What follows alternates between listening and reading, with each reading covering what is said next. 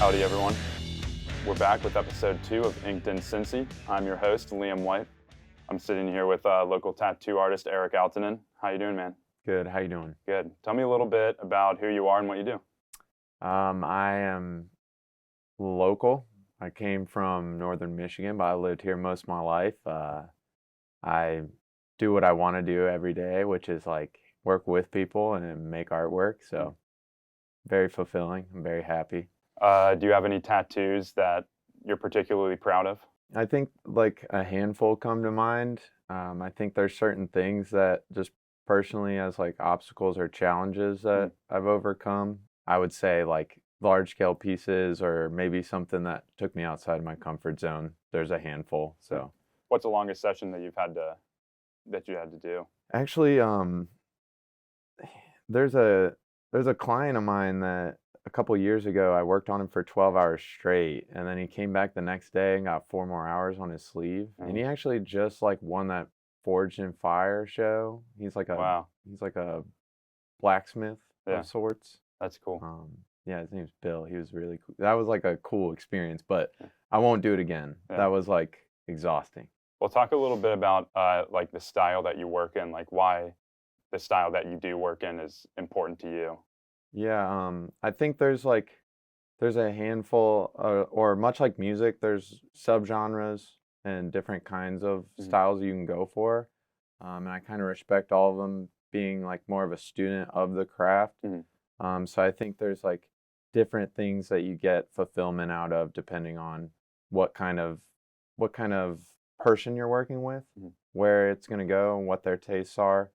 And I think if I leave it too open-ended, then I don't know. I don't know how to say it, but there's so many ways to do one thing, and there's not necessarily one way to do it that makes me the happiest. Yeah. So. All right, we are going to cut to Casey on the street. He is going to talk to people about their tattoos.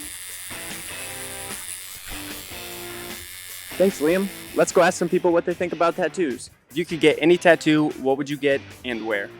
So I already got one. It's on my chest here, and it was found on a mummy in the Siberian wasteland. It's perfectly preserved. It was like a reindeer, but I personally want some Skyrim tattoos. I grew up playing that game and I love it, and I still have like fond memories, and I just want to ink my body to show that like it's a part of me, and also like my grandpa's like date of birth and eventual death, because that man means a lot to me. No, I do not, but I do want one. I want the Unisorter recovering symbol, but I want to draw it myself, so I haven't drawn it yet, but when I do, I will be getting it. I only have one tattoo, and it's an arrow, and it's like when life pulls you back or something, it's getting ready to shoot you forward, so just stay prepared. I was actually thinking about this. I would definitely first get a calf tattoo, and it'd be from an anime called One Piece. So I'd definitely get a One Piece tattoo for sure. Yeah. So you think tattoos should be meaningful? Yeah, I do think they should be meaningful. Yes and no. It just, again, depends on the person. Like, if you just want a tattoo for getting a tattoo, then go get a tattoo. And back to Liam in the studio. Eric, what's unique about the culture of tattooing to you? I think what's unique about it, especially since like it's brought in a lot of people trying to express themselves and like live that way.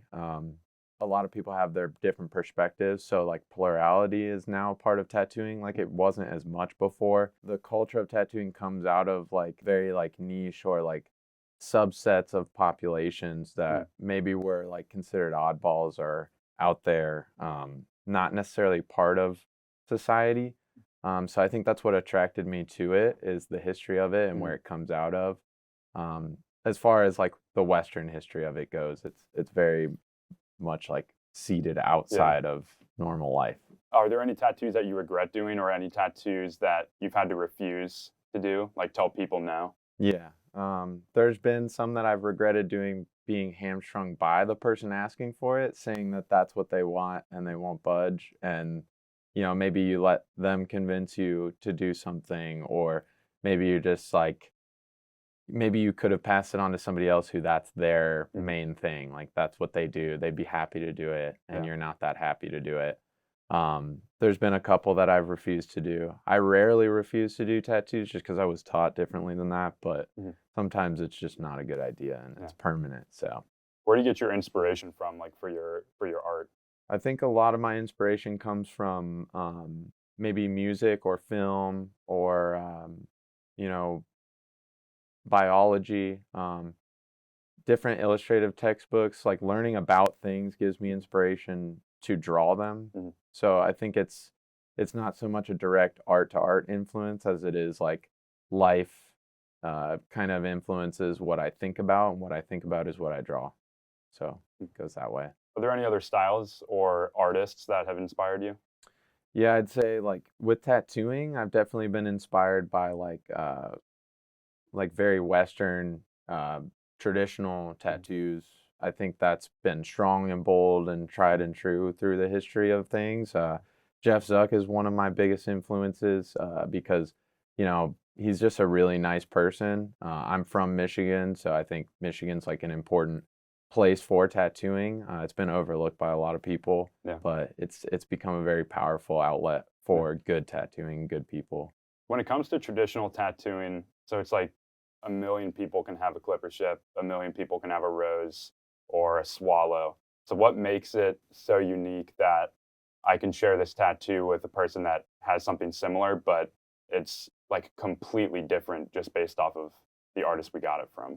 I think it's something that each artist does themselves to hone themselves into their own mind instead of like being so regurgitative of other influences. You kind of have to just draw 1,000 of that clipper ship before you find out what in your brain makes it functional for you and fun to do. And it's nice when that lines up with somebody getting it, enjoying that too. Yeah. I think that's when you get something that you talk about forever. You know? Yeah. Is there any differences in tattooing that you see from when you started to now?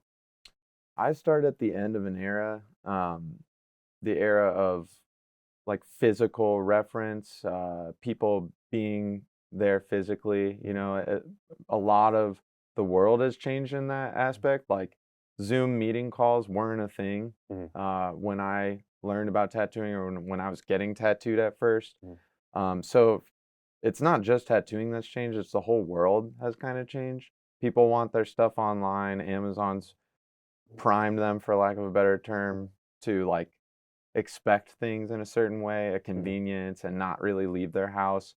I think there used to be a lot more of a culture of people hanging out at the shop or like being around these areas. Foot traffic was what drove everything.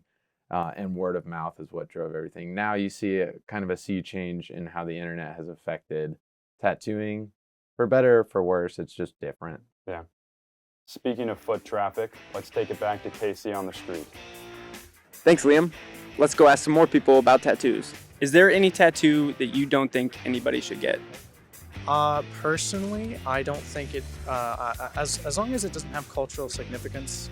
So, for instance, as a white guy, I don't think I should get like Maori tattoos of the Polynesian people because that has cultural significance to them. It has like, you know, they're like certain tattoos have denote like a chieftain status or just like a member of the tribe, you know, and like it's just, you should know where you're getting your tattoo from, like because different cultures can have different aspects. For instance, like in Japan, tattoos are rather taboo because they represent the Yakuza, which is essentially like the Japanese mafia.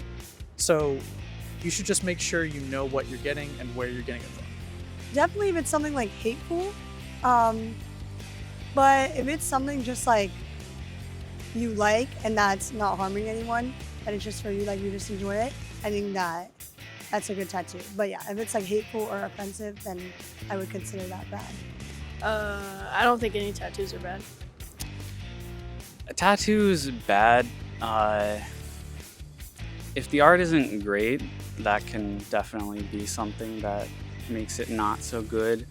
If it doesn't really have that much meaning to the person, I don't think it's really a good tattoo in that case, or if it doesn't really express what they want it to. There are certain things that have very like significant cultural value, and if you don't really understand the culture it's coming from, getting it just because it looks cool can be a little bit offensive.